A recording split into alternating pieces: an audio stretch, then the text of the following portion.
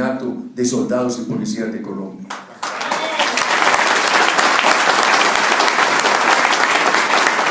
Por eso se me dio el acuerdo, que está muy bien lo de los niños y de los civiles y lo de los civiles, pero introdujeron lo que no se suele introducir, que es tan necesario como lo primero, que es la exigencia de respeto por la vida de los soldados y de los policías de Colombia. Es esto de que los asesinan, que los secuestran primero cuando están de licencia y después los asesinan con degollamiento. Y el cinismo terrorista no solamente asesina, sino que justifica y exalta el crimen.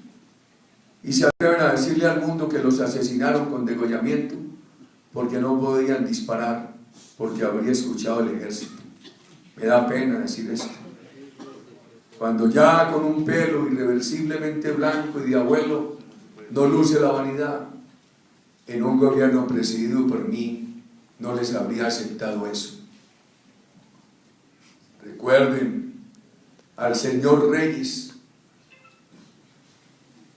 ufanándose y pavoneándose de la selva ecuatoriana porque controlaba el secuestro de Ingrid Betancourt y de los militares y policías, y eso nos obligó a tomar las más drásticas decisiones que se tomaron bajo mi exclusiva responsabilidad. Muy bien.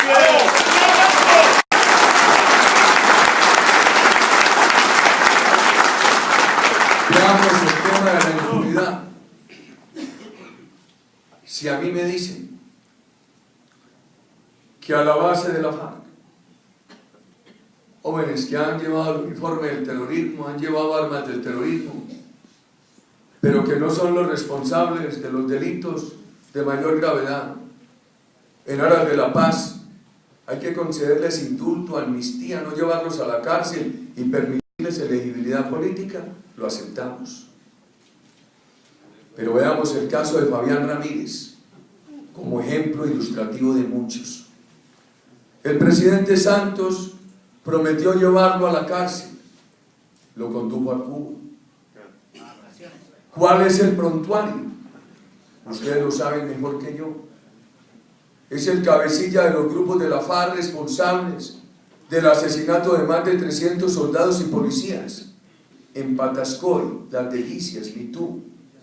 El cabecilla de los grupos de la FARC, los mayores proveedores de cocaína de los carteles de México. ¿Qué diferencia hay entre Fabián Ramírez y Pablo Escobar? Ninguna. ¿Habría aceptado el país indulto a Pablo Escobar? ¿Traerlo al Congreso de la República? Nunca. Y entonces nos van a traer a Fabián Ramírez y a delincuentes de igual peligrosidad al Congreso de la República y sin pasar por la cárcel. Es que aquí se está hablando de una justicia transicional con sofismas. Primero, allí donde se ha aplicado la justicia transicional, no se ha aceptado ese tipo de impunidad. Los delincuentes de los mayores delitos han ido a la cárcel, así sea a sentencias reducidas. Pero es que aquí no estamos ante una justicia transicional de un caso típico. El caso típico es el caso en el cual se aplica la justicia para un proceso de acuerdo que permite el tránsito de una dictadura a una democracia, que permite el tránsito de una acción insurgente a una acción civil política. Aquí en Colombia eso no se da. Aquí estamos ante una democracia y ante un terrorismo. Aquí se está aplicando la justicia transicional en un caso atípico. Y si en los casos típicos no se permite la impunidad, menos en los atípicos, como es el caso colombiano. Llamo la atención de los juristas para examinar ese punto. Pero veamos, sin ir al extranjero, la realidad colombiana. Esa impunidad es mal ejemplo. Esa elegibilidad política de delincuentes responsables de delitos de lesa humanidad y de atrocidades es mal ejemplo. Basta retroceder un poco en el tiempo. El general Bedoya, un héroe en la lucha contra el narcotráfico, lo recuerda. Cuando en la patria había indulgencia frente al narcotráfico y crecían los carteles de la droga, muchos muchachos abandonaron la universidad, se vincularon a los carteles de la droga en busca de dinero fácil y de capacidad criminal, porque pagaban y no había riesgo, dado que había impunidad. Un proceso de paz con impunidad se convierte simplemente en el proceso de desmovilización y de indulto y de impunidad a los de La Habana, pero no en un proceso de paz para Colombia. Es bueno que el país vaya pensando en esa distinción. ¿Y por qué se le da al terrorismo condición de oposición política en las negociaciones? Que le tuvieran que dar a la insurgencia centroamericana en las negociaciones carácter de oposición política era entendible, porque allí había unas dictaduras que, como toda dictadura, habían hecho un cercenamiento democrático. Pero aquí ha habido una democracia de libertades que hay que mejorarla todos los días y en todas partes del mundo. Hay que escribir la otra historia. Aún en la época del Frente Nacional nuestra democracia fue respetable. Las restricciones de la alternatividad del Frente Nacional fueron apenas circunstanciales y temporales. Y sin embargo, los periódicos de la extrema izquierda circulaban sin problemas. A las universidades llegaban sin problemas las revistas de Unión Soviética o de Mao Zedong en China.